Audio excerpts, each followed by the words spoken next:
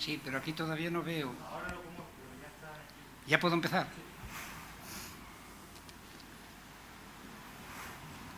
Buenas tardes, amigas y amigos de esta Real Sociedad de Amigos del País de Tenerife.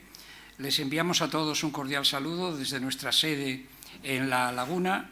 Saludamos, obviamente, a las personas aquí presentes en esta sala y vamos a proceder a la sesión programada para hoy, lunes día 20 de diciembre. Esta sesión está relacionada con la expedición de Magallanes Elcano y corre a cargo de don Luis García Rebollo. No es la primera vez que Luis García Rebollo nos honra con su participación en esta sala y hoy va a compartir con nosotros sus muchos conocimientos náuticos en relación con la expedición de Magallanes Elcano. Para abreviar, voy a leer su currículum vitae y verán ustedes que por este currículum, que es una persona muy adecuada para hablar del tema que nos concita hoy aquí. Don Luis García Rebollo estudió el bachillerato en el Colegio de La Salle de San Ildefonso, de Santa Cruz de Tenerife, y en 1978 ingresó por oposición en la antigua Escala Superior del Cuerpo General de la Armada, donde después de 5 años de carrera obtuvo el empleo de alférez de navío.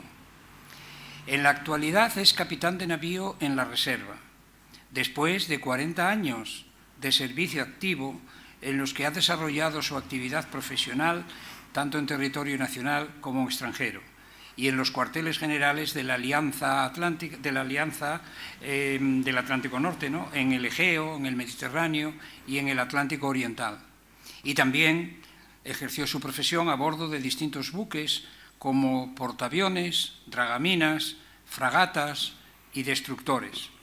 Y también en aguas canarias y en los caladeros de pesca africana a bordo de patrulleros y remolcadores de altura. A bordo del buque escuela Juan Sebastián Elcano y otras embarcaciones a vela de la Armada, ha navegado por el Mediterráneo, el Canal de la Mancha, el Mar del Norte, el Báltico, el Caribe, la costa americana desde Nueva York hasta el Estrecho de Magallanes, los canales patagónicos y la costa del Pacífico hasta Panamá. En tierra cabe destacar sus destinos en el Estado Mayor del Mando de Canarias y como comandante naval de Santa Cruz de Tenerife. Ha realizado cursos complementarios a sus actividades profesionales de táctica, buceo, guerra electrónica, medidas contra minas, control del tráfico marítimo, seguridad en vuelo, etc. Es especialista en electrónica por la Armada y diploma profesional en arquitectura naval para buques menores por el West Lawn Institute of Marine Technology de Estados Unidos. Conferenciante, escritor y articulista sobre temas marítimos e históricos. Es premio periodístico de investigación histórica Antonio Rumeu de Armas, de la editorial Leoncio Rodríguez. Autor de la novela En la línea azul, premiada con la mención especial de la obra literaria en el Thief Market 2019, por sus posibilidades de adaptación al cine o televisión. También es autor del ensayo Imeldo Serís Granier y Blanco, Entre el mar y la corte, o del trabajo de investigación La primera escala de la expedición Magallanes Elcano, precisamente el libro y el tema sobre el cual va a hablar hoy. Y es autor también de numerosos artículos publicados en revistas especializadas y en prensa escrita. Es miembro de diversas asociaciones culturales y marítimas, como la Academia Canaria de Ciencias de la Navegación, la Tertulia Amigos del 25 de julio, de la que ahora es presidente, y también la Asociación Española de Militares Escritores. Bueno, a tenor de esta breve reseña curricular que les he escrito, podemos sacar la conclusión de que estamos ante una persona muy bien preparada para hablarnos del tema que ha escogido para la conferencia de hoy. Nosotros le agradecemos a don Luis García Rebollo su generosidad con esta institución, donde siempre que le pedimos que intervenga, interviene, y siempre con temas que nos dejan a todos más ilustrados y más conocedores de los asuntos que él toca. Y hoy toca hablar de la primera escala de la expedición Magallanes-Elcano. Luis, tiene la palabra. Muchas gracias, director.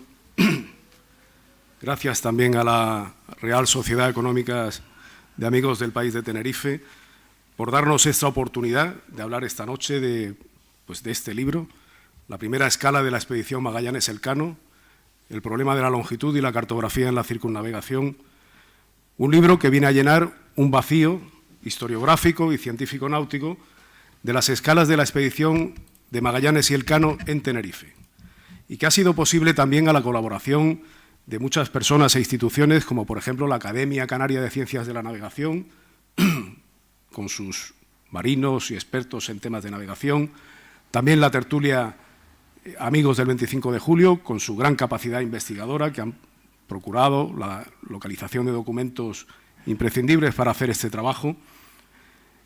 En fin, es un libro que, como digo, viene a llenar ese vacío historiográfico y científico-náutico que hasta ahora no se tenía. El libro tiene tres partes, una parte principal que trata aspectos náuticos de la circunnavegación muy poco conocidos, algunos incluso inéditos, pero que de alguna forma guardan relación con la escala de la expedición en Tenerife, con las dos escalas que hubo, y es la parte principal esta que les digo, es de la que hablaremos a continuación. Tiene también otra parte, que es un documento que ha aparecido recientemente en los archivos de Indias, que es el Regimiento de Longitudes de Ruy Falero. Ruy Falero era el astrónomo, socio y astrónomo de Magallanes, y era un documento náutico muy importante también, especialmente también para Tenerife, y que ha aparecido recientemente y hasta ahora no había sido transcrito ni interpretado náuticamente. Es otro de los documentos que contiene este libro. Y luego también contiene un relato, que es un relato a bordo del Juan Sebastián Elcano, en el cual yo participé como guardia marina.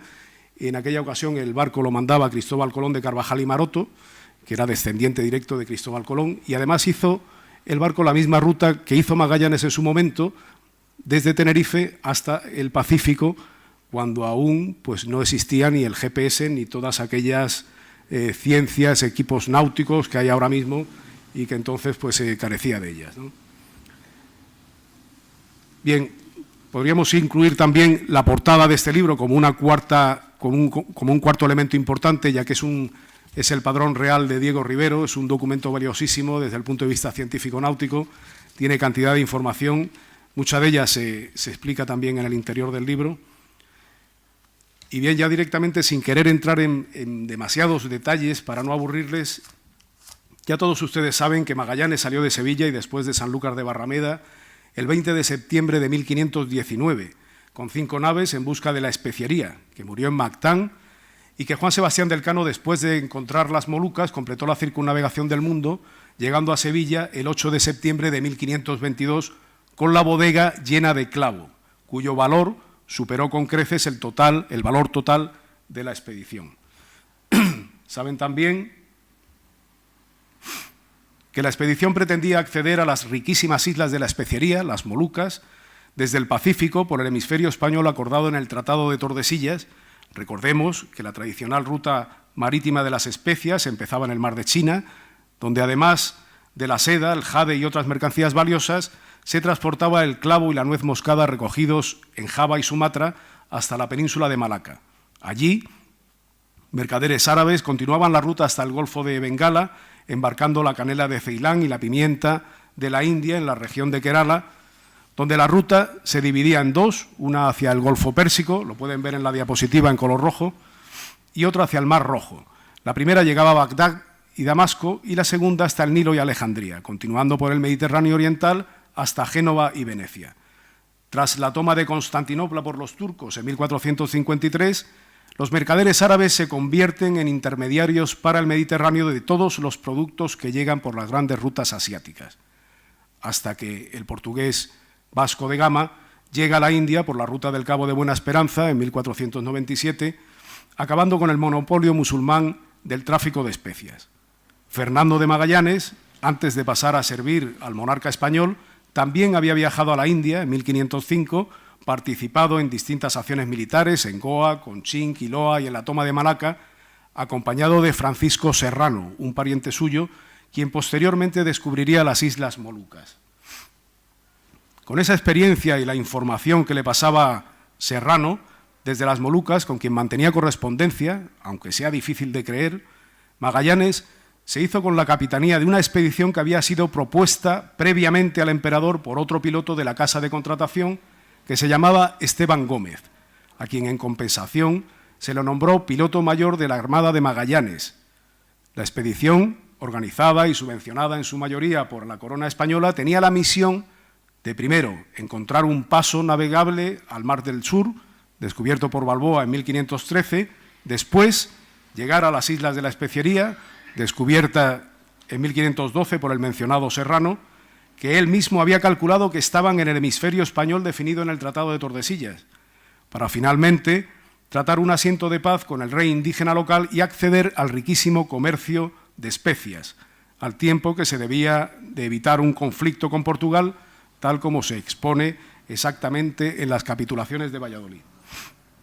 Magallanes cumplió la primera parte de encontrar el paso y cruzar el Pacífico, mientras que las Molucas y las Especias fueron localizadas tras su muerte por Gómez de Espinosa y Juan Sebastián del Cano, quien también encontró las Molucas meridionales, alcanzó numerosos acuerdos con los jefes tribales y culminó el viaje circunnavegando el mundo por primera vez. Vamos, no obstante, a prestarle atención a las fuentes primarias, especialmente relacionadas con Tenerife, más que a otras posteriores que vinieron a empañarlas con su popularidad, como el relato de Pigafetta, contado por el escritor Stefan Zweig en los años 40 del pasado siglo. Sin ir más lejos, el primer testimonio de la circunnavegación que se hizo público fue el del propio Juan Sebastián del Cano ante Carlos V, acompañado de su piloto Francisco de Albo y Fernando de Bustamante, un testimonio que tan solo 27 días después de rendir viaje en Sevilla ya había sido redactado y corregido por el secretario del emperador Maximiliano Transilvano. El segundo testimonio en hacerse público sería un relato incompleto del viaje que Pigafetta entrega 3 años más tarde de la llegada a la reina regente de Francia, Luisa de Saboya, cuando su hijo Francisco I se encontraba preso en Madrid después de la batalla de Pavía de 1525. Y el tercero es un relato anónimo de uno de los circunnavegantes, conocido como la Breve et Ristretta Narratione, o relato de un portugués compañero de Duarte Barbosa, que fue en la nao Victoria en 1519. Estos 3 testimonios fueron recopilados por el cosmógrafo veneciano Giovanni Battista Ramusio, que era algo más joven que Magallanes y algo mayor que Juan Sebastián del Cano, y se publicaron juntos en su obra De le Navigatione et Viaggi en distintas ediciones durante los siglos XVI y XVII. Una obra muy valorada por los navegantes extranjeros hasta varios siglos después, como por ejemplo consta que llevaba a bordo James Cook. En la práctica, estos 3 fueron los únicos testimonios conocidos de acceso público sobre la primera circunnavegación hasta que casi 300 años más tarde, Carlo Amoretti, archivero de la Biblioteca Ambrosiana de Milán, encontrara unos manuscritos de Pigafetta con los que elaboró el relato que más tarde Stefan Zweig haría famoso. El primer documento, el testimonio de Juan Sebastián del Cano y sus acompañantes por Maximiliano Transilvano, ya en su preámbulo menciona la escala en las Islas Afortunadas y anota la longitud de la bahía de San Julián, donde invernó la flota en 1520, desde el meridiano de Canarias, no desde el meridiano de Tordesillas, de Sevilla o de Cabo Verde. Recuerden que la longitud es el arco de Ecuador que separa el meridiano del lugar al que nos referimos de otro que establecemos como origen. El segundo documento, escrito por Pigafetta 3 años después que el anterior, en 1525, menciona una sola escala en Tenerife entre los días 26 de septiembre y la medianoche del día 3 de octubre de 1519. Y el tercer documento menciona además el puerto de Santa Cruz de Tenerife. Estos 3 elementos, el meridiano de referencia para el cálculo de longitudes de la expedición, la isla de Tenerife y Santa Cruz, su puerto principal, se irán consolidando con la aparición de nuevos documentos, testimonios, evidencias científico-náuticas que cimentarán una realidad histórica hasta ahora desconocida, empezando por la sorprendente convivencia de ese meridiano cero u origen de longitudes sobre Tenerife con el otro meridiano cero o línea de demarcación acordado en el Tratado de Tordesillas. No obstante, Recordemos muy brevemente la evolución de la ciencia española que hizo posible, entre otros, el cálculo de la otra coordenada, la latitud, una ciencia que nace con la primera armada castellana, la que participa en la toma de Sevilla a mediados del siglo XIII, cuando poco después Alfonso X el Sabio funda la Escuela de Traductores de Toledo, con los mejores sabios cristianos y judíos que trabajan en un proceso de recopilación científica hasta entonces desconocido en Europa. A través de Toledo irrumpe en la península la ciencia que árabes y judíos habían recogido del acervo de la cultura griega, barrida tras la caída del Imperio Romano, desde Tales de Mileto, que predice un eclipse de sol, de Aristóteles, que confirma la esfericidad de la Tierra con sus polos trópicos y ecuador, de Eratóstenes de Cirene, en su tarea de medir el globo terráqueo, de Ptolomeo de Alejandría, a quien debemos el Almagesto y la geografía y su concepción geocéntrica del universo, de otras muchas obras que fueron traducidas al árabe y del árabe al latín en Toledo. Se introducen los números arábigos en los cálculos astronómicos, se incluyen trabajos previos como el primer tratado de trigonometría esférica, base de la astronomía posicional, del jienense Ifmuaj al-Hayani. Se desarrollan nuevos astrolabios para la latitud universal, se escriben las tablas toledanas y las alfonsíes que tendrán vigencia durante varios siglos, se recopilan todos los conocimientos astronómicos de la época en los libros del saber de astronomía que permiten a los navegantes calcular la latitud por medio de la estrella polar o de la altura meridiana del Sol, a través de unas tablas de declinación muy exactas para cuya elaboración ha sido preciso el diseño y construcción de instrumentos complejos como el astrolabio astronómico. En el siglo XIV desarrollamos la cartografía en Palma de Mallorca, en el siglo XV se produce un florecimiento de las ciencias cosmográficas en la Universidad de Salamanca, donde Abraham Zacuto, catedrático de astrología, escribe el gran tratado, traducido como el Almanach Perpetuum, que contiene todas las tablas y datos necesarios para resolver los problemas astronómicos de la navegación. La construcción naval sigue un desarrollo parejo a la ciencia en la península ibérica, igual que la pericia de los tripulantes y pilotos expertos en la pesca, en la guerra naval o en las duras condiciones del comercio entre los puertos castellanos del Cantábrico con los de la Liga Hanseática, que hizo también de Castilla una gran potencia económica y marítima. Un liderazgo científico y náutico que compartíamos con Portugal, la otra gran potencia marítima, con quien firmamos el Tratado de Alcázovas en 1479, en el que, entre otros asuntos, se acuerda el reparto de los archipiélagos atlánticos, quedando Canarias bajo la corona castellana. Tras el descubrimiento de América en 1492 y la indeterminación jurídica de los nuevos territorios descubiertos, el Papa Alejandro VI dicta en 1493 las bulas alejandrinas que reconocen los derechos de la corona castellana sobre esos territorios y la obligación de evangelizarlos. Además de establecer un meridiano divisorio entre las zonas española y portuguesa, aunque es en 1494 cuando las dos potencias peninsulares firman el Tratado de Tordesillas, fijando la línea de demarcación entre el hemisferio portugués y el español en un meridiano situado 370 leguas al oeste de Cabo Verde. Unos años más tarde, en 1503, para regular el comercio y la navegación transatlántica, los reyes católicos crean la Casa de Contratación de Sevilla para las Indias, las Islas Canarias y el África Atlántica, donde se concentra el desarrollo de las ciencias astronómicas para la navegación de altura, al igual que la cartografía, la fabricación de astrolabios y ballestillas y la formación de pilotos. La gran importancia de Canarias para la Casa de Contratación viene reflejada en sus ordenanzas constitucionales, a las que dedica un artículo expreso por la necesidad de localizar en ellas importantes bases de aprovisionamiento, como serían los puertos de Santa Cruz de Tenerife o Santa Cruz de La Palma, entre otros. Los pilotos reales serán ahora gente titulada, con estudios, que se debían a las normas de la Casa de Contratación, a la que informan de forma reservada de sus descubrimientos y de la que a su vez recibían documentación cartográfica y material náutico para sus viajes. Como consecuencia, ya en 1506, Santa Cruz aparece en las actas del Cabildo de Tenerife como puerto real por su capacidad de dar apoyo a las expediciones del rey con la debida discreción.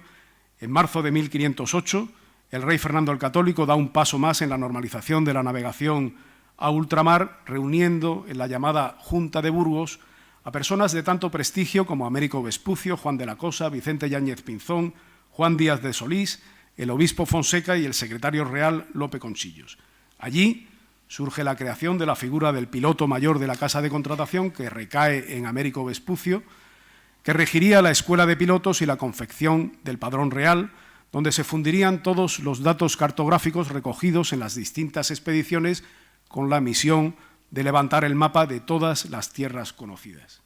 Y aunque todavía tenían que pasar unos años para que Núñez de Balboa descubriera el Pacífico en 1513, uno de los asuntos más importantes y urgentes que se trataron en la Junta de Burgos fue la localización de un canal interoceánico que uniera ambos océanos, el Pacífico y el Atlántico, ya que todos los presentes coincidían en que las nuevas tierras descubiertas pertenecían a un nuevo continente. Solo 3 meses más tarde partían de Sanlúcar de Barrameda Vicente Yáñez Pinzón y Juan Díaz de Solís en las carabelas Magdalena y San Benito, con la orden expresa del rey de descubrir el canal, regresando 14 meses más tarde sin encontrarlo. Tras la muerte de Américo Vespucio, se nombra piloto mayor de la Casa de Contratación a Juan Díaz de Solís, a quien se le asigna el mando de la siguiente expedición en busca del paso interoceánico y de la especiería, que se hace inminente tras el descubrimiento del Pacífico por Vasco Núñez de Balboa. Solís sale de Lepe el 8 de octubre de 1515 con 3 carabelas. A los pocos días hace escala en Santa Cruz de Tenerife, varias semanas después de que llegara a la isla una carta del secretario real Lope Conchillos que prevenía al adelantado Fernández de Lugo de las necesidades de la escuadra que debían ser satisfechas, en particular agua, víveres y tablones de tea para proteger las carenas de la broma y, sobre todo, de guardar el secreto de la misión real. En ese sentido, son muy interesantes las actas del Cabildo de Tenerife que recogen la peripecia del adelantado para convencer a sus señorías de la necesidad de aprovisionar los barcos de Solís sin mostrarles la carta secreta que lo ordenaba, además, hacerlo por empeño del enviado real que llegó a la isla desde los montes de la Laguna en lugar de Agache, en Güímar, donde entonces prescribía el Cabildo estas explotaciones de madera. En su viaje, Solís cartografía la costa americana dentro de la demarcación española y se interna en el Río de la Plata, buscando el paso, donde muere asesinado por los indios. Su segundo y cuñado, Francisco de Torres, toma el mando de la expedición que regresa a la península el 4 de septiembre de 1516. Los datos recopilados por esta expedición son utilizados por Nuño García Torreño, cartógrafo mayor de la Casa de Contratación, para elaborar gran parte de la cartografía que llevaría la expedición de Magallanes Elcano, relacionada en los papeles del Maluco del Archivo de Indias junto con los 15.000 maravedíes presupuestados previamente para la escala en Tenerife. Tras esa evolución científica que hemos comentado, se materializa y que se materializa fundamentalmente en soportes cartográficos como el Padrón Real, como este mismo que mostramos en la portada del libro, pues llegamos a los meses previos a la salida de la expedición. Junto con Magallanes aparece también un interesante personaje, Ruy Falero, su socio y cosmógrafo, al que ya nos hemos referido, también de origen portugués, que trabajaba junto con los pilotos y demás científicos de la Casa de Contratación en los preparativos del viaje. Es el autor del importante documento, aparecido recientemente, que también les hemos mencionado, su regimiento de longitudes. En él, en ese documento, se dan una serie de instrucciones a los pilotos para el cálculo de la longitud y unas precisas observaciones o descripción de la tierra conocida hasta el momento de salir la expedición, que se ajusta a lo descubierto por Juan Díaz de Solís, cosa que probaría que Magallanes no tenía previamente ningún plano secreto que indicara la existencia de un paso interoceánico. Esto es tan importante como que también es la primera vez que se cuenta. En particular, Falero describe el rumbo que hay que tomar desde el Cabo de Santa María al sur de Uruguay para llegar a las Molucas, como si en el río de Solís, ahora Río de la Plata, se encontrara el paso interoceánico. También menciona que los navegantes debían recorrer un arco de longitudes hacia el oeste de 143 grados hasta Timor, que en realidad está separada, esa isla del Cabo de Santa María, 200 grados de longitud. Lo que nos permite deducir también que Ruy Falero había considerado el tamaño de la Tierra definido por Ptolomeo bastante más pequeño que el muy exacto calculado por Eratóstenes de Cirene, y Magallanes, en consecuencia, esperaba encontrar un océano Pacífico un tercio menor que el que se encontró en realidad. De ese error viene la importancia del meridiano de Tenerife, como veremos ahora. Una isla que Ruy Falero también menciona como origen de longitudes para un procedimiento basado en la desviación magnética de las agujas de marear. El mismo Pigafetta, sin ser cosmógrafo, llega a copiar y a transcribir al italiano el regimiento de longitudes de Falero, mencionando igualmente a Tenerife como origen de longitudes, documento que Carlo Amoretti publica con el resto del relato en el año 1800, y esto también ha pasado inadvertido hasta ahora. Pero recordemos que en el Tratado de Tordesillas, España y Portugal se dividen el mundo para navegación y conquista en dos hemisferios, mediante una línea meridiana que debía pasar 370 leguas, algo más de 21 grados, al oeste de la isla de San Antón, en el archipiélago de Cabo Verde. En la cartografía de la época, el meridiano de Tordesillas se trazaba, en esta carta de aquí también, en esta carta en particular también, se trazaba sobre el Cabo de Santa María, al sur muy cerca de la entrada al Río de la Plata, como hemos mencionado, en el actual Uruguay. Pero si trazamos esos más de 21 grados hacia el oeste de la isla de San Antón, en la cartografía moderna, podemos observar que el meridiano de Tordesillas no pasa por el Cabo de Santa María, sino por las proximidades de la actual ciudad de Sao Paulo.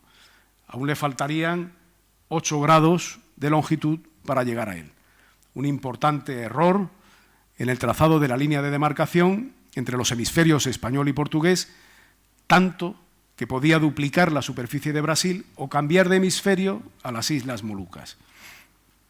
Los astrónomos y pilotos de la casa de contratación entendieron la gran dificultad de trazar con la necesaria exactitud el meridiano de Tordesillas, por lo que eligieron otro suficientemente seguro para realizar desde él los cálculos de la longitud de la expedición durante la primera vuelta al mundo, que resultaría ser el de la primera escala en Tenerife, donde compensaron sus agujas de marear para calcular la longitud según el método expuesto por Ruy Falero, de la variación de la desviación magnética de las agujas, y donde voltearon los relojes de arenas, equivalente a los actuales cronómetros marinos, al paso del Sol por el meridiano de esta primera escala tinerfeña para calcular igualmente la longitud con los tiempos de retraso de la hora meridiana según navegaban hacia el oeste.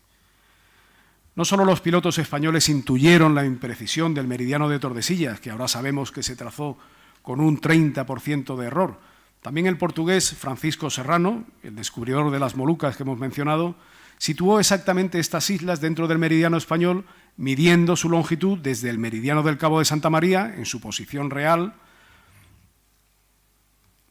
resultando 182,5 grados, como exactamente ocurre en realidad, hasta las Molucas, y que en su momento informó a Magallanes y éste, a su vez, al emperador. También en Tenerife, los circunnavegantes tuvieron acceso a una importante información que nos revela un testimonio encontrado recientemente en los archivos navales portugueses de la Torre del Tombo. Se trata del testimonio de Martín de Ayamonte y Bartolomé Saldaña, tripulantes de la nao Victoria, que desertaron en Timor y fueron apresados después por los portugueses. En sus declaraciones, ante Jorge de Albuquerque cuentan cómo en su escala en Tenerife les llega la noticia de que las naos de Portugal ya habían pasado hacia la India, una importante información relacionada con los ciclos monzónicos que Juan Sebastián del Cano supo interpretar correctamente. En la Biblioteca Nacional de Lisboa se encuentra una relación detallada de las armadas que salían todos los años para la India. Lo hacían antes de que finalizara el mes de abril, también la de 1519, para llegar a sus destinos en Goa, Calicut o Malaca, aprovechando el monzón de verano que se extendía de abril a septiembre. Si se retrasaban, se verían atrapadas en Madagascar todo el invierno boreal. En su declaración, estos dos tripulantes manifiestan cómo, llegados a Timor, Francisco de Albo y Miguel de Rodas, piloto y maestre respectivamente de Juan Sebastián del Cano, intentan convencerle de dirigirse al Cabo de Buena Esperanza siguiendo la ruta portuguesa, que la tienen dibujada en verde, con trazas verdes en la diapositiva, desde la India y costeando África. y de cómo Elcano, en contra de la opinión de sus oficiales, toman la decisión de arrumbar directamente al Cabo de Buena Esperanza, circunnavegando el mundo, salvando el barco y la carga. Una decisión en absoluto arbitraria, sino respaldada por profundos conocimientos oceanográficos y meteorológicos.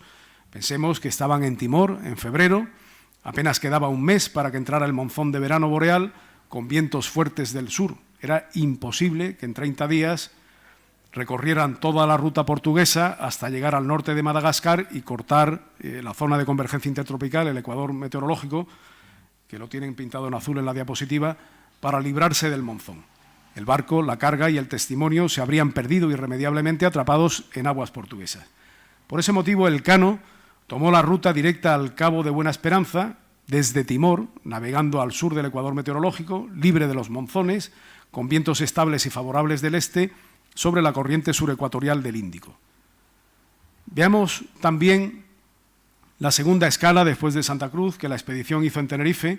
El primer documento en el que se tuvo noticia de ella, en el fondeadero de Montaña Roja, fueron las décadas de Antonio Herrera y Tordesillas, que fue cronista de Indias, ya que el relato de Pigafetta de 1525, publicado por Ramusio, no mencionaba esta escala en el sur de Tenerife.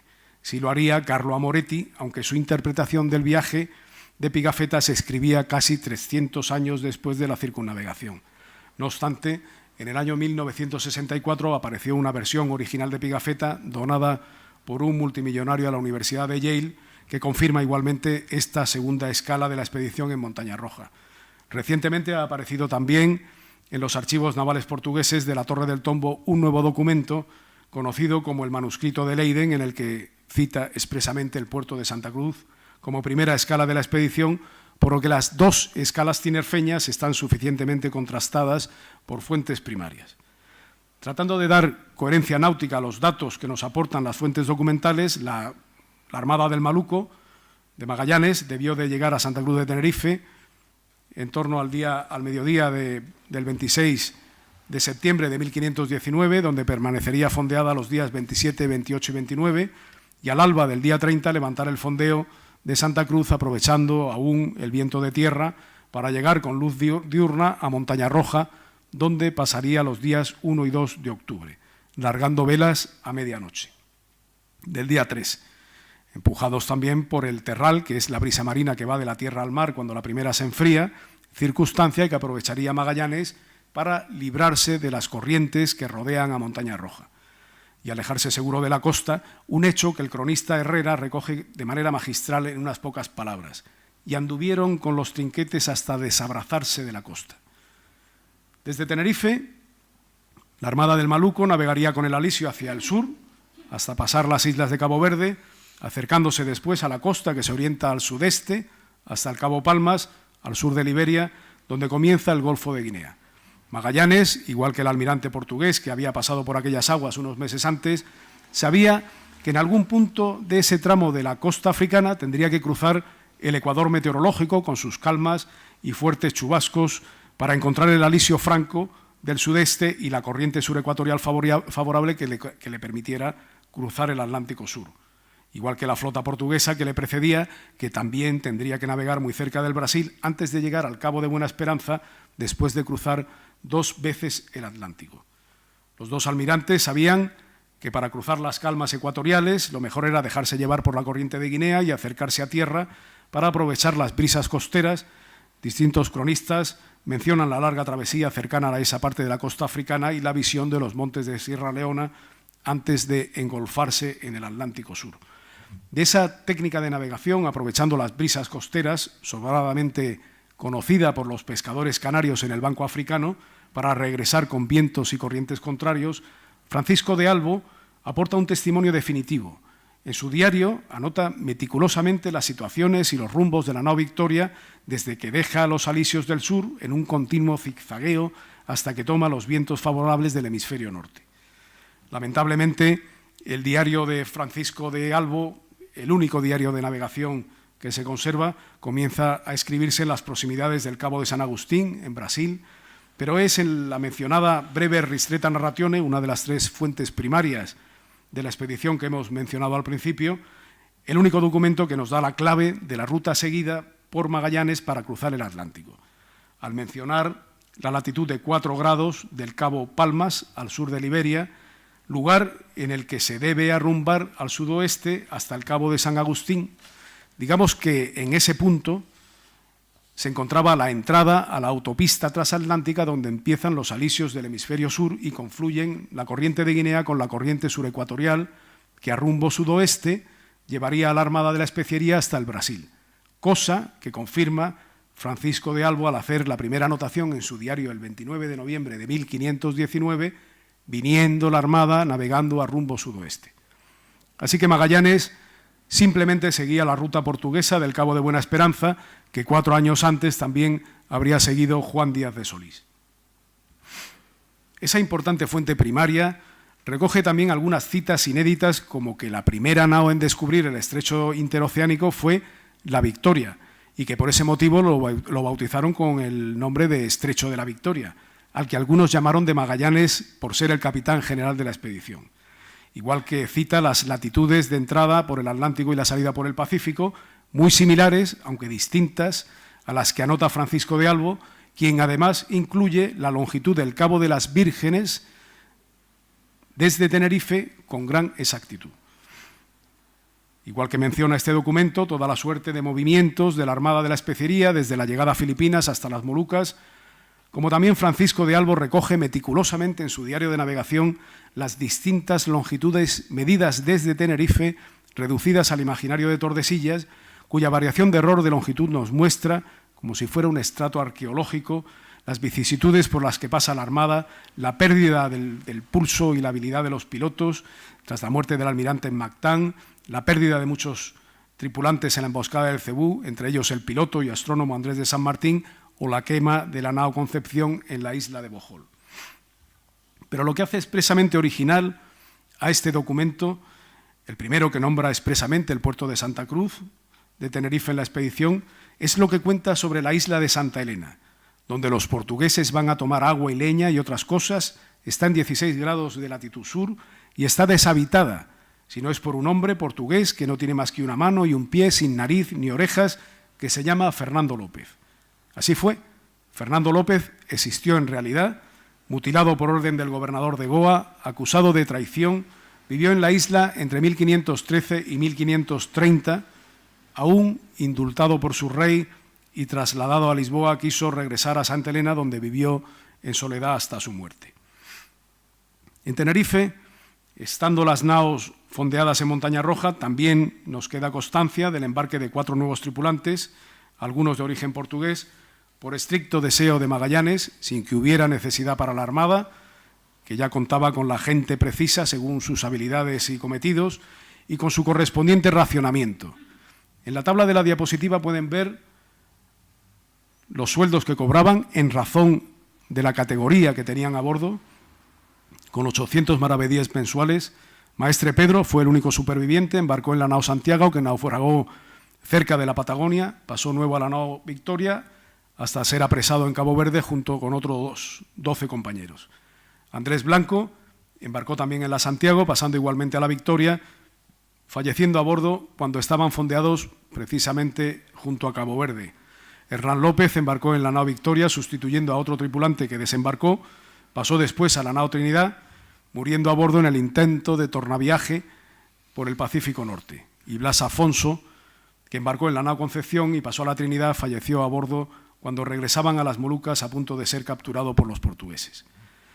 Para que saquen ustedes también sus propias conclusiones sobre el protagonismo de algunos expedicionarios y ciertos hechos que acontecieron, veamos también lo que ocurrió con algunos de los más destacados tripulantes, como Juan de Cartagena, veedor real y capitán de la nao San Antonio, abandonado a su suerte en la bahía de San Julián durante el invierno austral de 1520, donde también fueron muertos Luis de Mendoza, tesorero de la expedición y capitán de la nao Victoria, y Gaspar de Quesada, capitán de la nao Concepción. De manera que todos los capitanes castellanos fueron sustituidos por otros de origen portugués. Conviene recordar que el emperador fijó el número máximo de tripulantes de origen portugués en 10. Sin embargo, el número total de tripulantes de origen portugués llegan a sumar más de 30. El contador de la expedición, Antonio de Coca, murió al llegar las naos a Filipinas. El propio Magallanes muere en la isla de Mactán en un combate con los indios en abril de 1521 y un mes más tarde, en la emboscada de Cebú, morirían una veintena de tripulantes, entre ellos el piloto y cosmógrafo Andrés de San Martín y dos de los cronistas oficiales, León de Espeleta, el de la Trinidad, y Sancho de Heredia, el de la Concepción. De los otros 3 cronistas oficiales o escribanos, el de la nao Santiago, Antonio da Costa, pasó a la Trinidad y fue apresado por los portugueses.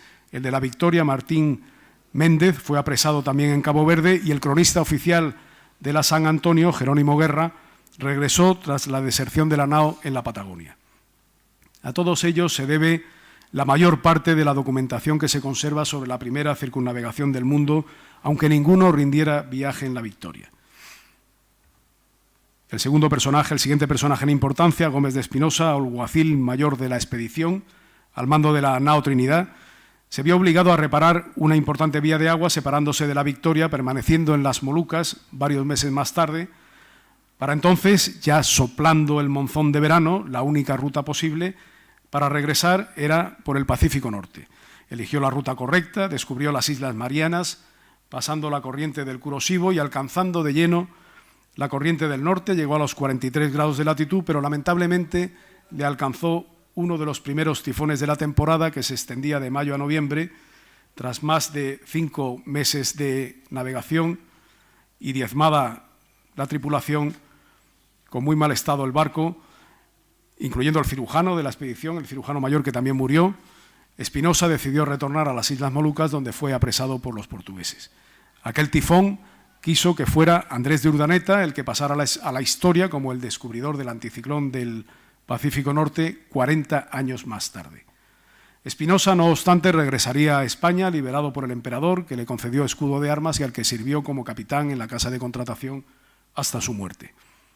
Esteban Gómez, al que Magallanes había desplazado al capitanear una expedición que había sido propuesta por él, que en compensación se le había nombrado piloto mayor de la Armada, intercambió su puesto con el también piloto y cosmógrafo Andrés de San Martín, pasando de la nao Trinidad a la San Antonio, con la que desertó en los canales patagónicos, regresando a la península tras un largo viaje de 5 meses en el que descubre las Islas Malvinas. Sus argumentos científico-náuticos y las explicaciones que da a los oficiales de la casa de contratación debieron ser sumamente convincentes, porque en 1524 aparece como uno de los delegados españoles en la Junta de Badajoz, convocada entre España y Portugal para acordar el trazado del meridiano de partición y del correspondiente antimeridiano, ya que, como hemos visto, a nadie convencía el meridiano de Tordesillas. Esteban Gómez consiguió también que la Junta de Badajoz firmara un manifiesto considerando el paso descubierto por Magallanes como excesivamente apartado y de difícil navegación, como era y es en realidad, además de lograr capitanear su propia expedición para encontrar el paso en Norteamérica, con la que salió de Coruña en agosto de aquel año de 1524, cartografiando toda la costa americana desde Cuba, pasando por Florida, Cabo Hatteras, las bahías de Chesapeake, Delaware, Long Island y Newport, pasando el Cabo Code y la costa de Terranova hasta Nueva Escocia, más allá de los 42 grados de latitud norte. Es decir, toda la costa este norteamericana, que durante muchos años se llamó Tierra de Esteban Gómez, también recibió escudo de armas del emperador. Antonio de Pigafetta nació en Vicenza, cerca de Venecia, llegó a Barcelona con el séquito de Francisco Chieregati, nuncio apostólico del Papa Adriano VI, en visita al emperador. Enterado de la salida de la expedición por influencia del nuncio, embarcó como sobresaliente, cuyo interés en el viaje él mismo expresó con las siguientes palabras: proporcionándome a mí mismo satisfacción y me alumbrara también renombre en la posteridad. Persona observadora y de brillante imaginación, quien ha sido calificado nada menos que por el Premio Nobel García Márquez como un pionero del realismo mágico. Sin embargo, no hay constancia de que tuviera alguna habilidad náutica, ni algún tipo de responsabilidad a bordo, ni que montara guardias, participara en las maniobras o ayudara en los trabajos astronómicos y de navegación, si bien se le dio la oportunidad de compartir mesa y mantel con los mejores navegantes y astrónomos de su época, de consultar la entonces más importante biblioteca náutica embarcada, de la que sí hay constancia, que copió tratados de navegación de la Casa de Contratación, producto de muchos años de estudio, investigaciones y expediciones, como el propio Amoretti observó tras leer los textos de Pigafetta. Estos eran un misterio reservado para un pequeño número de sabios. Ahora, esos métodos que pocos conocían entonces y que nuestro Pigafetta ha recogido y expuesto en su tratado son los mismos que aún hoy son considerados los mejores. 3 años después de concluida la primera circunnavegación, en 1525, Antonio de Pigafetta entregaba a la reina regente de Francia, Luisa de Saboya, la versión del viaje que hemos comentado al principio, siguiendo el propósito que le llevó a embarcarse. Por último, Juan Sebastián del Cano, a quien el emperador concedió escudo de armas y una sobrada renta vitalicia. A pesar de ello, el mismo año de 1525, en que Pigafetta entregaba su relato incompleto a Luisa de Saboya, Esteban Gómez terminaba de cartografiar toda la costa este norteamericana y Gómez de Espinosa volvía finalmente a España, reclamado por Carlos V, el Cano navegaba con la expedición de García Jofre de Loaiza, con el mismo objetivo que Magallanes, de llegar a las Islas Molucas, además de encontrar a los tripulantes de la Trinidad. Murió en el Pacífico tan solo un mes antes de que encontraran a uno de ellos, Gonzalo de Vigo, en la isla de Maug, en las Marianas. Y para terminar, podríamos concluir que aquella primera escala de la expedición de la Armada del Maluco, que había pasado inadvertida, toma ahora verdadero protagonismo porque fue en ella donde se da el verdadero salto a lo desconocido, donde se calibran los instrumentos, se ceban las agujas de marear y se voltean las ampolletas que llevarán la memoria de la última tierra conocida y de su meridiano como un visible cordón umbilical alrededor del mundo, un lugar en el que embarcarán las últimas noticias, algunos tripulantes y suficientes vituallas para cruzar el océano, el Atlántico y después el Pacífico y también el Índico y el Atlántico de nuevo, por aquellos hombres que con su fe, ciencia, valor, tenacidad, organización, disciplina, fidelidad a la Casa de Contratación y lealtad a su rey, demostraron que solo ellos estaban en condiciones de circunnavegar el mundo por primera vez. Bueno, pues esto es todo, no les quiero cansar más. Muchas gracias por su atención.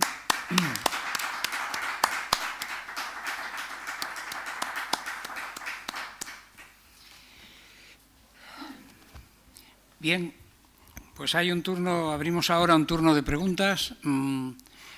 ¿Alguno de las personas presentes en la sala quiere preguntar algo? Yo sí voy a hacerle una pregunta. ¿Qué fue de Ruiz Falero? Aquí se han mencionado una serie de personas, sí, pero Ruiz Falero, que era un hombre tan competente, que fue consultado y tan importante en el momento de concebir la expedición, ¿podemos saber algo más de él? Sí, Ruiz Falero, de hecho, iba a embarcar como cocapitán de la expedición. El puesto de veedor real iba a ser ocupado por Ruiz Falero. Pero ya cercana el momento de salida de la expedición se pensó que no tenía una estabilidad mental suficiente para aguantar un viaje de ese tipo y no se le embarcó por ese motivo. Hubo otros tripulantes también que le llamaban por inquietos, decían, las crónicas antiguas decían, no embarca por inquieto, o sea, porque eran, la salud mental se estudiaba en aquella época también para una expedición tan larga y se valoró que Ruiz Falero, a pesar de ser un astrónomo de una categoría extraordinaria, no reunía esa condición y quedó en tierra. Y en esa época, naturalmente, había una gran rivalidad entre Portugal y España. ¿No cabe la posibilidad de que alguna persona de las que iban con Magallanes fueran espías al servicio de Portugal? Por supuesto, la información pasaba de un lado a otro. También había científicos españoles que pasaron a trabajar bajo la corona portuguesa, como Felipe Guillén, un señor que inventó precisamente un aparato para el cálculo de las longitudes. Eso era corriente. Había muchas tensiones, sin embargo, entre las coronas española y portuguesa había una voluntad de entendimiento. O sea, aunque luego entre las tripulaciones había tensión, la hay ahora entre nosotros, ¿no? Entre distintas zonas, regiones y demás, pues en aquella época y tanto tiempo embarcado, pues sí que las había. Pero oficialmente los reyes, la voluntad de los reyes era precisamente que no hubiera conflicto. Y en las capitulaciones de Valladolid, Carlos V expone claramente que no debía de haber conflicto con Portugal. Esa era Eso por parte española, porque por parte portuguesa había una armada en el Atlántico esperando atrapar a Magallanes antes de que lo cruzara, ¿o no? Yo creo que no. Yo creo que la armada que había en el Atlántico es precisamente la Armada de la India, que ya era bastante, o sea, mantener un esfuerzo. La Armada de la India ya era una armada numerosa y tampoco eran muchos barcos, me parece que eran 9, bueno, está ahí en la documentación, pero ya era un esfuerzo naval importante mantener una armada suficientemente importante para atrapar a la de Magallanes, y el agravio que eso podría suponer ante Carlos V, cuando la Armada de Magallanes estaba haciendo una cosa lícita, estaba navegando hacia un hemisferio que era suyo, según el Tratado de Tordesillas. Yo lo veo un poco insensato, ¿no? Eso de un poco temerario, ¿no? Llegar a esa afrenta entre los reyes, entre Portugal y España, con una armada. Yo creo que esa armada que había en el Atlántico, yo creo que es más bien la armada de la que hablan estos dos, que este es un testimonio reciente, ¿no? El de Bartolomé Saldaña, que es la armada que precisamente en Tenerife reciben esa información de que había pasado para la India. Pero es que si uno ve todas las armadas portuguesas, todos los años pasaba una armada para la India en el mes de abril. O sea que yo creo que los tiros van por ahí. No me parece muy posible que Portugal armara una armada de la suficiente entidad como para anular la de Magallanes. En fin. Bueno, a mí me ha llamado la atención un hecho. La nao Victoria no solamente fue la primera nave, digamos, europea que cruzó, o sea, que circunnavegó el globo, sino también la primera que cruzó al Pacífico. No sabía ese detalle, pero... Ese detalle, es que este documento la breve restretta narrazione es un documento brillante. Es un documento, es apenas una página y media, y bueno, está ahí desde el siglo XVI, está en la documentación histórica, entre las fuentes primarias. Y esa hojita tan pequeña que tiene muchos misterios, pero tiene también una información inédita y relevante, y además está contrastada, porque las mismas latitudes de la entrada del Estrecho de Magallanes son muy parecidas a las de los otros cronistas, aunque no son exactamente iguales, o sea que no se copiaron.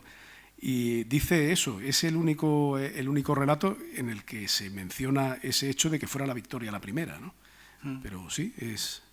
Muy interesante. Y luego hay otro tema. A mí me llama mucho la atención ahora de lo que acabo de escuchar, bueno, y algo que había leído también, pero también de otras lecturas de crónicas de la época, portuguesas, exploración de la parte occidental de África, etcétera, que uno siempre piensa en clave nacionalista que, bueno, Magallanes... sí, era portugués, pero se convirtió en vasallo, en el fondo se nacionalizó español. En aquella época no era esto, porque tanto los portugueses como los castellanos se consideraban españoles, miembros de España, que era la península ibérica. Pero lo que sí me llama la atención es que todas estas aventuras en realidad eran aventuras europeas. Ahora que estamos en el marco de la construcción europea, vamos a ver, yo acabo de escuchar aquí que iban 30 portugueses, además de los castellanos, pero además iba Pigafetta, que era italiano, y seguramente iría alguno más, a lo mejor de alguna otra nación europea. Lo mismo he visto que ocurre pues con otras expediciones de exploración portuguesas, donde llevaban hasta, por ejemplo, un importante personaje sueco. Es verdad que los reyes tenían muy buen cuidado de que la mayoría fuesen súbditos de ellos, ¿no? de los reyes, y los demás apoyaban, auxiliaban, ¿no? Pero no era una, ¿cómo diría yo?, una actividad meramente castellana o portuguesa, era una actividad europea. Bueno, ¿Es correcto esto? Yo lo que me atrevo a decir, porque es un tema también muy controvertido, ¿no? Porque ahí podemos abundar en la naturaleza de Europa, ¿no? Y yo creo que es la naturaleza ibérica la que que se cuece aquí, ¿no? Más que la naturaleza de Europa, porque una parte de Europa sí era ibérica, pero otra no. Y de hecho tenían religiones distintas, credos diferentes, eran distintas. Pero yo digo que es un tema controvertido. Pero desde el punto de vista referente a la circunnavegación, desde las 7 partidas de Alfonso X el Sabio, o sea, casi 2 siglos y pico antes, ya en Castilla ya estaba normalizado que un almirante que mandara una armada castellana tenía que ser español. En aquella época el concepto, o castellano, en aquella época ese concepto tenías que rendir lealtad a tu rey, y eso se hacía a través de un acto de pleito homenaje en el cual pues el almirante de turno, sea portugués y tal, pues digamos que tomaba o adoptaba esa nacionalidad castellana o española, y mediante ese acto de pleito homenaje. Magallanes lo hizo y lo hicieron todos los portugueses que trabajaron para la casa de contratación y que mandaron barcos españoles. En el momento en que hacían el acto de pleito homenaje, ya su lealtad ya no iba al rey de Portugal, ya estaba dirigida al rey de España, ¿no? O sea, que digamos que cambiaban de nacionalidades, como si un astronauta polaco va en una misión de la NASA, pues en realidad está trabajando para la NASA, no para Polonia, aunque haya nacido. Y eso es así, o sea, eso era muy estricto y era así. De hecho, tenían no solamente el acto de pleito homenaje, sino que además tenían que nacionalizar sus apellidos, en fin, y de hecho Magallanes testó en España, o sea, testó. Hay que entender también, porque, bueno, de hecho, estamos hablando de Castilla y tal, pero es que ya España lo pone aquí, ¿eh? Los reyes de España, los católicos reyes de España, o sea, que ya se hablaba de España en aquella época, en la época de la circunnavegación, ¿no? Entonces, Europa es otra cosa. Yo creo que el concepto de Europa entra dentro en otro ámbito. Yo creo que se puede dar otra conferencia distinta aparte de esta. Yo no me gustaría entrar ahí porque yo creo que esto era un trabajo más, una expedición más ibérica, portuguesa y española si se quiere. Lo que pasa que España en aquella época llegaba muy lejos, porque llegaba hasta Grecia, ¿no? O sea que España era muy grande, pero... No, en esa época, es que yo esto lo he estudiado también por otras razones. En esa época... por ejemplo, es verdad que aparecen documentos de la época donde dice los reyes de España, refiriéndose a Isabel y a Fernando, pero eso eran cortesanos que querían promocionar a esta pareja real como reyes realmente del concepto moderno de España. Pero consta de que hubo reuniones donde la reina dijo que no quería usar ese título para no ofender a los portugueses, porque en ese momento los portugueses también se consideraban parte de España. Es muy curioso este tema, el tema de cuándo España adquiere el valor de la España actual y qué otro valor tenía antes, ¿no? Que era el concepto romano de Hispania, es decir, la península ibérica completa, ¿no? Bueno, es que España teníamos que haber sido todos, ¿no? Y de hecho los reyes católicos lucharon mucho, y los reyes de Portugal también, para que España fuéramos todos, también Portugal, ¿no? Es una mano, que le falta un dedo, Portugal, pero no deja de llamarse mano, ¿no? Portugal tenía que estar también en ese concepto. De hecho, en la asociación de mareantes estas que había en La Haya también está la Casa de España, y en la Casa de España también estaban los mareantes portugueses. Es el concepto visigodo, por supuesto, España, pero que Portugal, porque estuvo, luego salió, en fin, pero la mano seguía llamándose mano, ¿no? Era España, era el término primitivo, ¿no? Sí. Bueno, hay dos, yo puedo citar, que seguramente conoce seguro, dos citas. Camões, en el siglo XVI, que dice castellanos y portugueses, porque españoles somos todos. Claro. ¿No? Y luego, en una de las... Gómez Eanes de Surara escribió en el siglo XV una exploración de la costa occidental de África, y en un momento dado llegan a la costa enfrente de la parte alta de Senegal y no las tenían todas consigo, entonces solo mandan una chalupa a tierra, y al llegar a tierra salen una gran tropa de la gente del lugar y le preguntan: ¿quiénes son ustedes? ¿De dónde vienen? Y entonces contesta el que va en la chalupa: somos súbditos de un gran rey de España. Era portugués y decía, se presenta como un gran rey de España. Sí.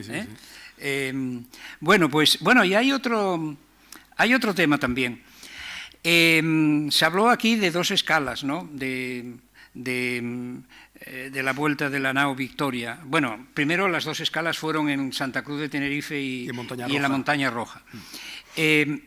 Lo que a mí me llama la atención es que a la vuelta, primero, paran porque ya no pueden más en Cabo Verde, con gran peligro para ellos, y de hecho cuando los portugueses de Cabo Verde descubren que son lo que queda de la expedición de Magallanes, los aprisionan allí, quedaron 18 allí, ¿no? O sea que venían muy mal. Y además quedaron 18 porque los otros escaparon. ¿Cómo pudieron? 12 más un indio moluqueño. Exacto, sí, es verdad. Pero es porque escaparon. Porque un poco más y los apresan a todos, ¿no? Sí. Bueno, y viniendo como venían tan mal, sin casi provisiones, pasando hambre, etcétera. ¿Por qué pasaron de frente por Canarias y no se aprovisionaron aquí antes de llegar a es la imposible, es imposible, porque los vientos, el alisio da la vuelta al Atlántico.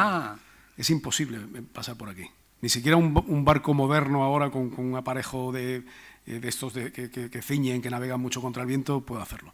O sea, tienen que seguir el viento favorable y meterse casi a mitad del Atlántico, pasar por lo que llamaban antes la doble volta,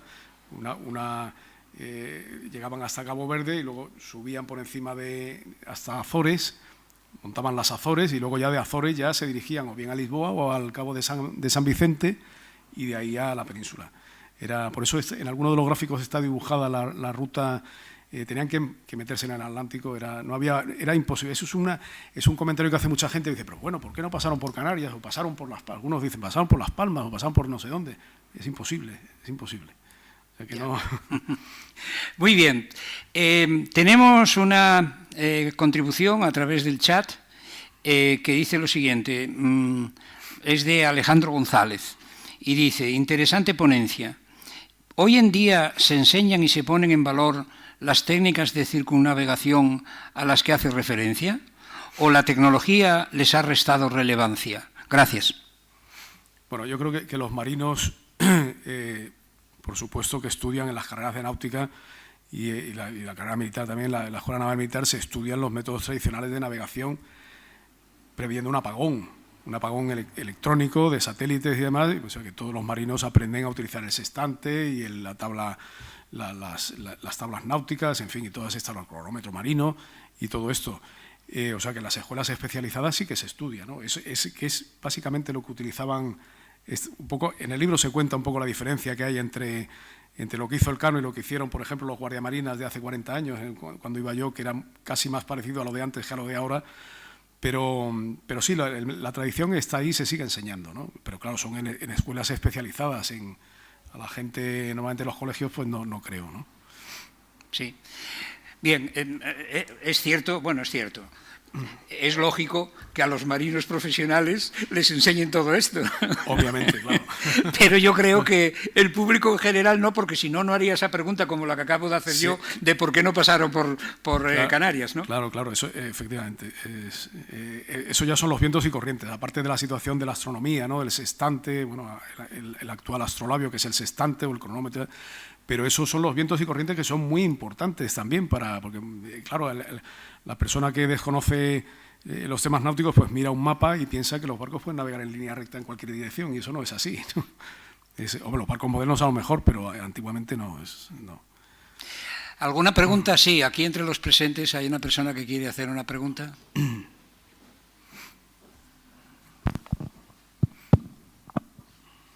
Buenas tardes. En primer lugar, decirle lo interesante que ha estado la charla. A mí me gustaría preguntarle por Pigafetta. ¿A qué se dedicaba? ¿Qué hacía? Esa es una. Y otra cosa que me gustaría comentar con usted, al hilo de lo que estaban hablando, claro, yo estaba oyendo hablar ahora de Américo Vespucho, por ejemplo, ¿no? Y entonces, claro, me vino a la idea de cualquier personaje de la época que tuviera afán de aventura, o sencillamente que quisiera estudiar o que quisiera avanzar, pues lo que había era España o Portugal, era apuntarse a las expediciones, entonces claro, sí. De ahí el que viniera un italiano, o por lo menos esa idea tengo yo.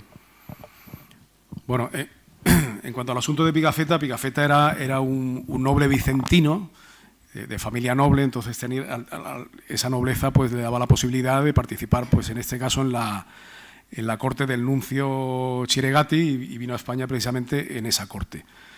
¿A qué se dedicaba? Bueno, pues era un corte, por supuesto estaba bien instruido, sabía leer y escribir, por supuesto, sabía sus idiomas, pues latín, en fin, los idiomas que aprendían en aquella ocasión, pero no hay ninguna otra evidencia de que tuviera alguna profesión en particular. De hecho, él vivió toda su vida, hasta que murió, vivió de contar el relato de la primera circunnavegación. Él fue haciendo copias sucesivas del viaje, cada vez la fue engordando más. De hecho, la primera, que es la que entrega a Luisa de Saboya, 3 años después de terminarse la expedición, es un relato incompleto, ni siquiera menciona Montaña Roja en ese relato, ¿no? Y sucesivamente, ya ha tardado 3 años en hacer ese relato. El primer relato que le entrega a Mártir de Anglería, que es 2 meses después de llegar la expedición, es un relato muy pequeñito, ni siquiera menciona a Canarias, ¿no? El siguiente relato, con un poquito más de enjundia, es el que entrega a Luisa de Saboya, y ni siquiera menciona Montaña Roja. Sí menciona Tenerife, pero no menciona... Pero él al cabo de los años va recopilando información y su relato empieza a engordar, ¿no? De forma que el manuscrito que hay en la Universidad de Yale, que es muy similar al que recopila Carlo Amoretti, el bibliotecario o archivero de la Biblioteca Ambrosiana de Milán, ya son muy similares y ya sí tiene un volumen importante y ya cuenta pues muchas cosas, ¿no? Pero él dedicó toda su vida a contar la primera circunnavegación y los méritos que fue adquiriendo. Se le nombró caballero de Rodas, el favor de la reina regente de Francia, del Papa, en fin, él fue haciendo copias de ese viaje y lo fue entregando por ahí. Y no se sabe nada más que de Pigafetta, porque en realidad es que esa es otra cosa, ¿no? Que el propio Carlo Amoretti se da cuenta de que lo que él está, de los tratados de navegación que tiene Pigafetta son copiados de Ruiz Falero, ¿no? O sea, que son tratados de la Casa de Contratación copiados por él sin ser astrónomo, o sea, que los copia literalmente.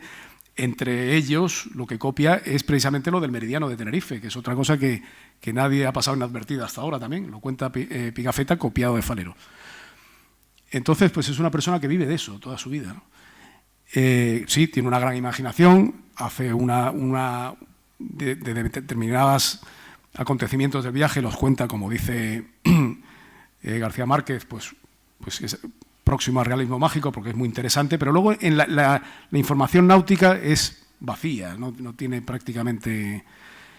Y la otra cuestión era sobre la... Sí, le planteaba yo al hilo de lo que él decía, que era como una... bueno, lo de la aventura, la cuestión de la aventura. Sí, efectivamente, bueno, de hecho son aventureros, ¿no? Los que vienen son aventureros, por eso vienen de muchas partes de Europa y demás, pero nadie embarca si no tiene una cualificación en algo. O sea, uno es un ballestero, o es un espadachín, o es un arcabucero, en fin, o es un marinero, o es un matarife, o es un cirujano. O sea, en los barcos es un... Yo creo que soy consciente de que cuesta un poco imaginarlo, ¿no? Pero hay que imaginar una cápsula espacial, un cohete a la Luna, donde cada tripulante, pues tiene un cometido muy particular, ¿no? Y ha estado adiestrado en unas técnicas muy particulares. En una nao de estas era igual, ¿no? Porque había uno, el barbero, el otro, o sea, cada uno tenía, y si mirando la relación de tripulantes, pues cada uno tenía una misión muy particular. Y luego ya no hablemos de los astrónomos y de los pilotos, porque era gente que estaban en el top de la ciencia de entonces, ¿no? O sea, Andrés de San Martín era pues de los mejores astrónomos del mundo en aquella época, ¿no? Pero sí. No hay ninguna duda, no. De hecho, bueno, en esta ocasión no, pero en la expedición anterior, la expedición de Juan Díaz de Solís, es que Juan Díaz de Solís era el piloto mayor de la Casa de Contratación, ¿no? O sea, que era lo máximo que había en España en cuestión de navegación, ¿no? Y capitaneaba una expedición que pasó por Santa Cruz de Tenerife. Y luego esa es otra... tampoco somos conscientes de toda la documentación que se llevaba en esos barcos, ¿no? O sea, todos esos derroteros que se llevaban, que se sabe lo que habían, esos eran documentos increíbles, ¿no? Eran documentos que aunque se podían imprimir, porque se podían imprimir con la imprenta, pero no estaba prohibido imprimirlos, eran manuscritos precisamente para que no se divulgaran y se copiaran, ¿no? Eran documentos valiosísimos, la biblioteca era impresionante. Que no se sabe dónde está, la biblioteca de la Nao Trinidad, ¿no? Ya aparecerá en algún archivo por ahí, pero no se sabe, ¿no? Bien, tenemos otras 2 preguntas. Alberto Ruiz de Oña hace la siguiente pregunta. ¿Cómo pudo llegar la flota de Indias a Santa Cruz cuando el ataque de Blake en 1657 si era imposible esa ruta en la navegación? Es decir, no sé si entiendes el sentido de la pregunta. Si al volver no se podía pasar si por ejemplo la nao Victoria no pudo pasar por Tenerife porque tenía que adentrarse en el Atlántico y dar la curva por las Azores para llegar a la península porque era imposible ir contra el viento, como es que la flota de Indias a Santa Cruz llegó a Santa Cruz cuando el ataque de Blake en 1657. Sí, parece que era imposible esa ruta. No, bueno, vamos a ver, se puede ir a Tenerife pasando por Azores. Eso se hace. De hecho, hay la última flota de Indias, que fue la que mandó Antonio de Ulloa y de la Torre, que era una flota en 1778, que fue la mayor flota, vamos, cuando ya se limita, ya se cerró ya se abre el comercio, el libre comercio con América y demás. Esa flota tenía unas instrucciones muy concretas, porque estamos a punto de entrar en la llamada Guerra Romántica con Inglaterra en 1778, y se sabía, la flota estaba a punto de salir del Caribe, y se sabía que había una amenaza británica en el Atlántico muy importante, y que esa flota, que además traía caudales desde el Caribe hasta la península, y en las instrucciones secretas que recibió Antonio de Ulloa ya en la mar, o sea, ya saliendo del Caribe, ya hacia el Atlántico, hacia la península, cuando abre las instrucciones le dice que vaya directamente a Santa Cruz de Tenerife.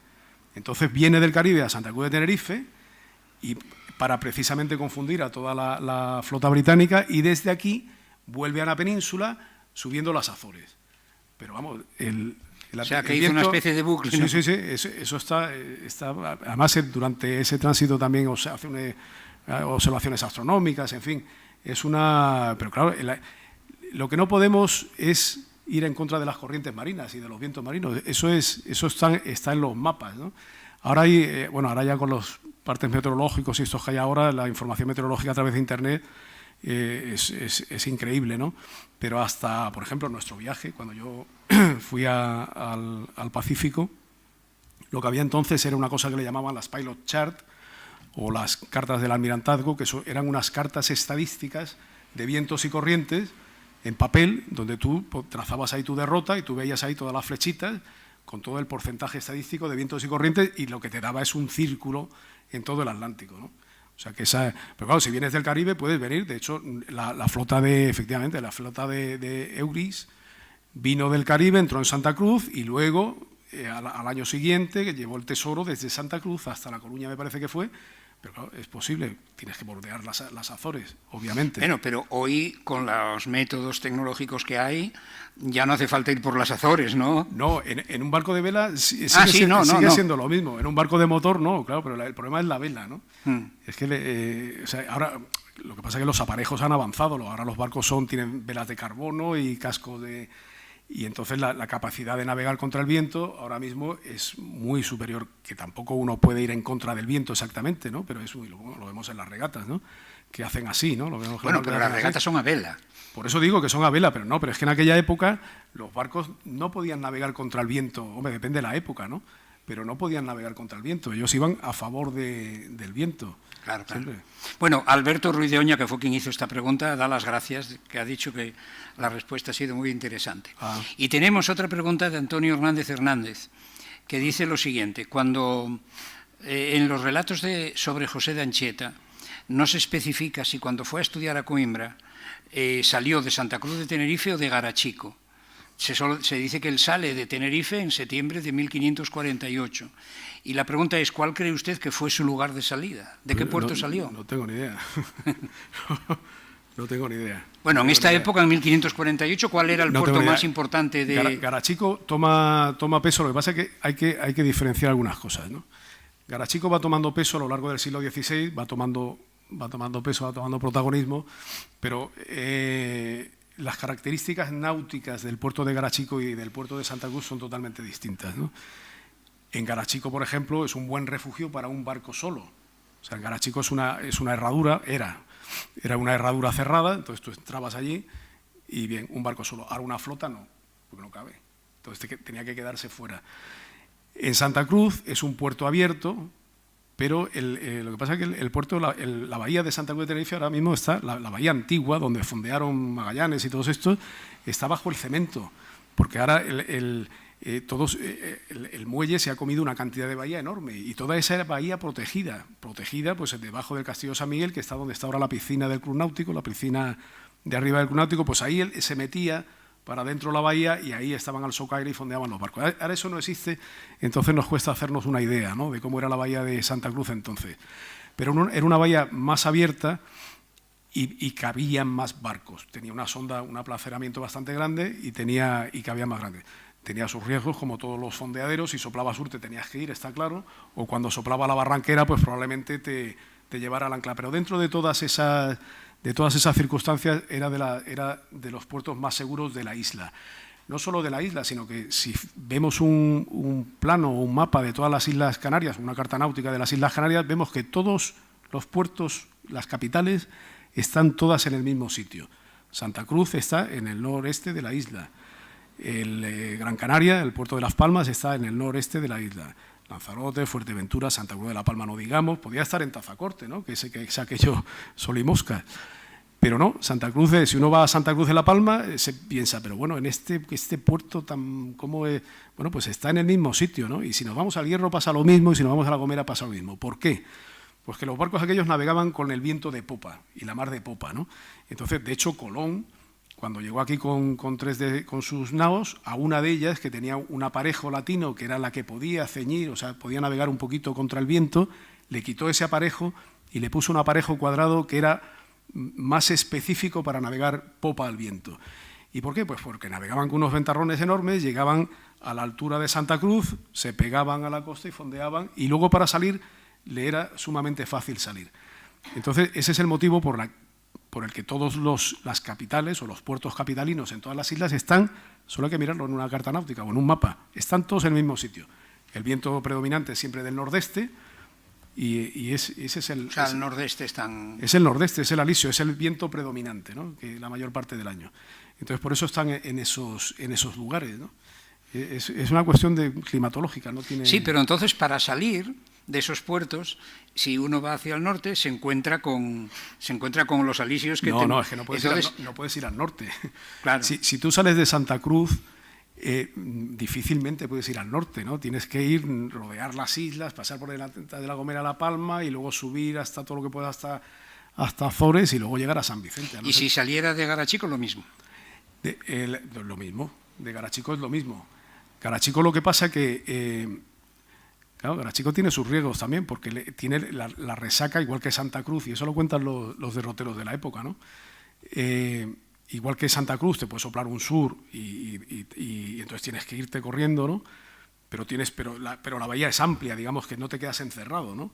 Pero en Garachico sí te puedes quedar encerrado, y los derroteros antiguos lo cuentan, ¿no? Cuentan cómo te puede coger la resaca, te puede pillar dentro del puerto y ahí te quedas, ¿no? O sea que no tienes dónde Bueno, hasta salir. que pase la resaca.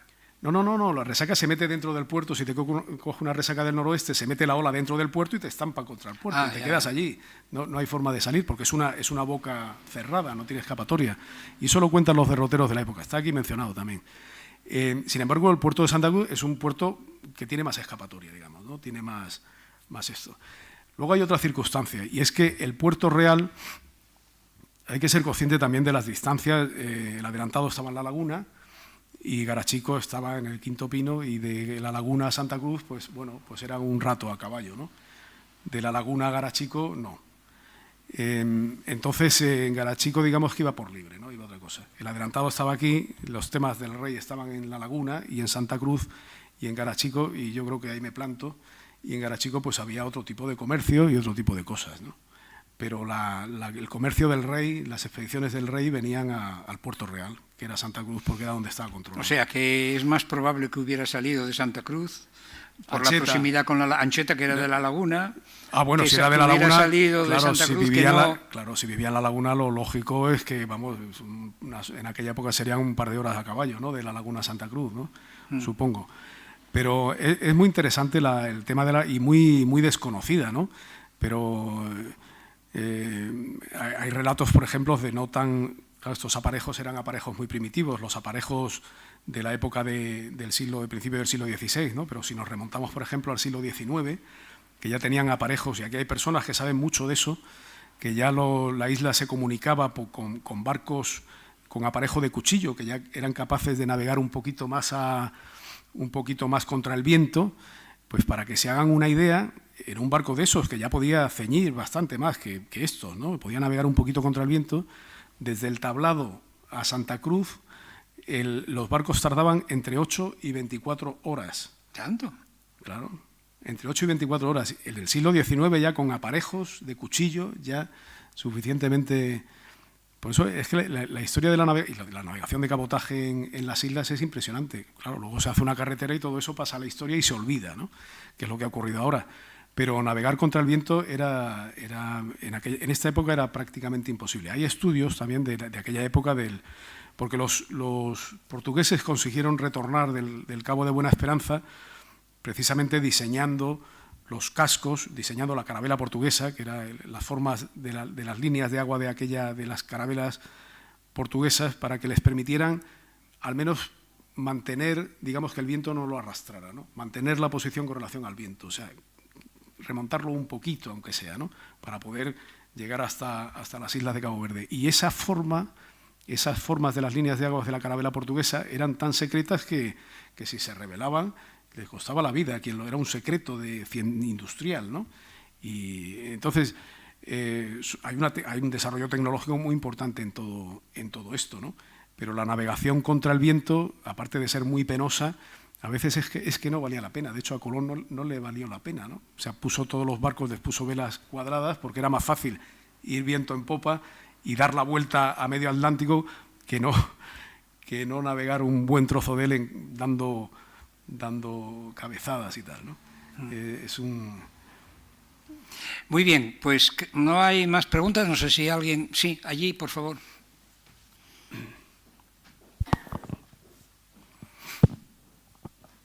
Bueno, antes que nada, felicitarle, ha estado muy interesante su conferencia. Muchas gracias. La pregunta mía iba en un pequeño detalle. De las dos escalas que hicieron en Tenerife, estaba viendo... ahí que en Santa Cruz estuvo como 4 o 5 días y en Montaña Roja, en La Tejita probablemente sería, ¿no? Sí. Serían 3 días. El interés que pueden tener de estar en La Tejita es más astronómico porque está más alineado con el Teide para cuestiones del meridiano de Tenerife que estaba hablando, porque no creo que sea para cuestiones de aguadas ni de eso, porque aquello allí era un medio desierto en aquella época, ¿no? El aprovisionamiento principal se hizo en Santa Cruz y de hecho vino el emisario que vino del rey para contratar todas las cargos y la carne y todo lo que se iba a hacer se hizo en Santa Cruz. El motivo de entrar en la Tejita no está todavía muy claro, fue una cuestión de Magallanes, porque la flota estaba aprovisionada, tenía, además los propios documentos de la época lo dicen, sin necesidad para la Armada, o sea que no había necesidad de entrar allí, de embarcar a 4 tripulantes. Dicen, eso sí está escrito, que llegó una carabela con brea, bueno, con pez para el calafate y tal, pero bueno, también habían embarcado brea antes de salir del fondeadero de Sanlúcar, ¿no? Yo no he encontrado evidencias así de una razón concreta de por qué entró en Montaña Roja, ¿no? Porque tampoco era Puerto Real, no era una escala habitual, ¿no? en los barcos de la casa de contratación. Sí era, por ejemplo, a lo mejor de pescadores de la época o de la navegación esta de cabotaje que estamos hablando, ¿no? Que efectivamente con barcos pequeños y tal, pues sí, de hecho ahí se podían... muy pegadito a Montaña Roja y se paraban barcos y se podían calafatear y tal, pero una flota de este tamaño, yo no... hay un dato que sí que es cierto, ¿no? Es que algunos de los tripulantes que embarcaron eran portugueses, ¿no? Pero no me atrevo yo a dar más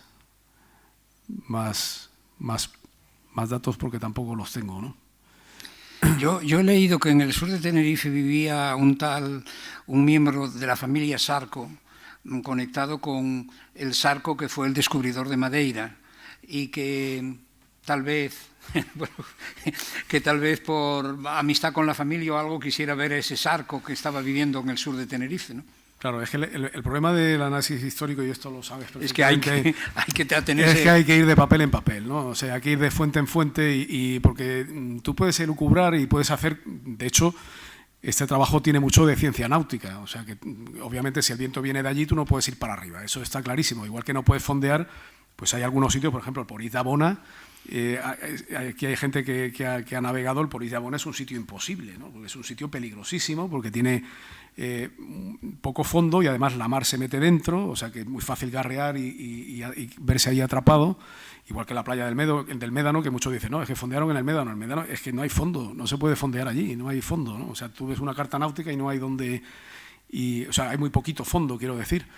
Pero igual que hay otros sitios donde dicen, no, es que fondeó en no sé dónde, pero tú miras luego el beril y el beril pasa a 200 metros, allí tampoco se puede fondear, ¿no?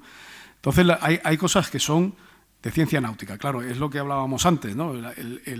Para el que no atiende a la ciencia náutica, pues la carta náutica o el plano es una cosa plana que no tiene ninguna información, pero si te preocupas un poco en verla, entonces hay evidencias científico-náuticas que obviamente hay que tenerlas en cuenta, ¿no? Aparte de la historiográfica, ¿no? Del documento, como cuando dice pues el documento determinado que estuvo aquí o allí, o la breve ristreta, que pone una documentación interesantísima, además contrastada, pero si te pones a lucubrar ya es un poco peligroso, ¿no? Porque puedes acabar en... Eso es para la literatura. Sí, eso es para Pigafetta. Muy bien, pues... creo, muchas gracias primero por la conferencia y luego por todas estas aclaraciones posteriores que demuestran lo mucho que sabe y lo mucho que los demás necesitamos aprender sobre cuestiones náuticas. Así que esta no ha sido la primera intervención de don Luis García Rebollo en esta Real Sociedad y no será la última, desde luego. Agradecemos una vez más su presencia, la colaboración, la generosidad y...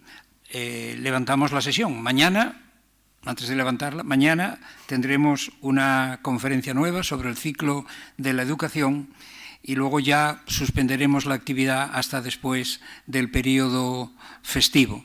Así que, sin más, invitándoles a participar mañana presencial o telemáticamente en la conferencia programada, levantamos la sesión. Buenas noches.